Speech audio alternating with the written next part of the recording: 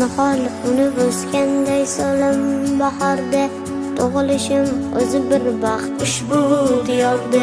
Bir ummat bo'lib asli buyuk insonni, o'zga bek bolasiman O'zbekistonni. Sodiq bo'lib qadrdonim qardoshim uchun, elim uchun, yurtim uchun, yurtboshim uchun. Baxtim shuki chetga surib